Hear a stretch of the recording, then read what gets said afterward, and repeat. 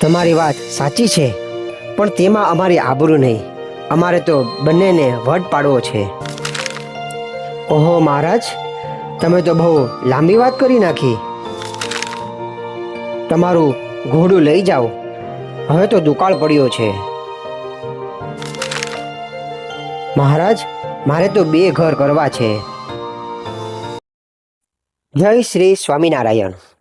કચ્છમાં ભુજ પાસે માનકુવા કરીને એક ગામ છે. એકવાર શ્રીજી મહારાજ 150 સંતો હરિભક્તો સાથે આ ગામમાં પધાર્યા. ભક્ત અદાભાઈએ મહારાજની અને સંતોની ખૂબ સારી સેવા સરભરા કરી. અદાભાઈએ મહારાજને પોતાના આખા મકાનમાં ફેરવ્યા. મહારાજ બધું જોઈને પ્રસન્ન થયા. પછી અદાભાઈએ કહ્યું, મહારાજ, મારે 2 ઘર છે, પણ બીજા 2 કરવા છે. મહારાજ ઉત્સુક બનીને સાંભળી રહ્યા. અદાભાઈએ આગળ કહ્યું, ઘરમાં 2 ભેંસો છે, પણ બીજી 2 લેવી છે. મહારાજ કાંઈ બોલ્યા નહીં. અદાભાઈએ કહ્યું, મારે 1 ઘોડી છે, પણ બીજી લેવી છે. હવે મહારાજ બોલ્યા. તેમણે કહ્યું, બીજી લેવી છે એ સમજ્યા, પણ શા સારું લેવી છે?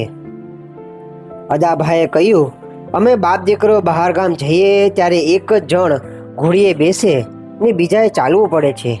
તેમાં અમારી આબરૂ નહીં. તેથી 2ને ઘોડા પર બેસવા માટે અને વટ પાડવા માટે લેવી છે.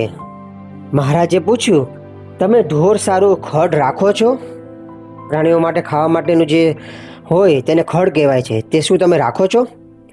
અદાભાઈએ કહ્યું, અમારે રાખવાની જરૂર નથી. વાડાસર ગામમાં પટેલિયાઓની વાડીઓ છે. ત્યાં 12 માસ લીલી મજાની ચાર ખૂટે જ નહીં. અમારા ઘોડા ત્યાં બાંધી આવીએ. પટેલોના ગાય ભેંસ બળદ ભેગા અમારા ઘોડાઓ ખાય. જરૂર પડે અમે ઘોડા લઈ આવીએ અને પાછા મેલી આવીએ. મહારાજ શાંતિથી સાંભળી રહ્યા છે. તેણે કહ્યું, એ ખરું હો અદાભાઈ, પણ દેશકાળ વિપરીત હોય અને પટેલોના ઢોરને ખાવા ઘાસ નહીં હોય ત્યારે તમારા ઘોડા શું ખાશે? તે વખતે પટેલિયાઓ કહેશે કે તમારું ઘોડું લઈ જાઓ. તમે લેવા જશો ને તેના પર સવાર થઈ ઘેર આવતા હશો. રસ્તામાં ઘોડું મરી જશે ત્યારે ઘોડાનું કાઠું તમારે માથા પર મેલીને ઘરે આવવું પડશે. ત્યારે તમારા વટનું શું થશે? અદાભાઈ કહે, ઓહો મહારાજ, તમે તો બહુ લાંબી વાત કરી નાખી. મહારાજ હસીને કહે, લાંબી વાત કરવાનો અમારો ધર્મ છે. માનવું ન માનવું એ તમારી મરજીની વાત છે. અદાભાઈ કહે, નહીં કેમ માનીએ મહારાજ? તમારું વચન માથા સાટે. તે પછી મહારાજ પાછા ભુજ આવ્યા અને ભુજથી ગુજરાતમાં પધાર્યા. આમ કેટલોક વખત વીતી ગયો. શ્રીજી મહારાજે ઘોડું રાખવાની ના કહી હતી અને પોતે તે કબૂલ કર્યું હતું. તે વાત ધીરે ધીરે અદાભાઈના મનમાંથી ભૂસાઈ ગઈ. તેમણે નવું ઘોડું રાખ્યું. અદાભાઈ વાડાસર ગામમાં પટેલિયાને ત્યાં એ ઘોડું બાંધી આવતા ને કામ પડે ત્યારે લઈ આવતા. એવામાં દેશમાં દુકાળ પડ્યો ને 69 કાળ, જે ખૂબ જ ભયંકર દુકાળ હતો. તે સમયે દુકાળમાં ખેડૂતના ઢોર ઘાસ વિના ભૂખે મરે, ત્યાં બીજાના જાનવરને એ શું ખવડાવે? એટલે પટેલે અદાભાઈને ખબર આપ્યા કે તમારું ઘોડું લઈ જાઓ.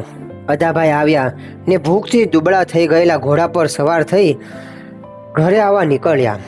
ત્યાં રસ્તામાં ઘોડો મરી ગયો. બરાબર મહારાજે કહેલું તેવું જ થયું. ઘોડાનું કાઠું માથા પર લઈને ઘરે આવ્યા. હવે અદાભાઈ પસ્તાયા કે આબરૂ કરી વટ પાડવા અમે ઘોડું લીધું, પણ ઘોડાને લીધે તો ઉલટી આબરૂ ગઈ ને વટ પણ ગયો.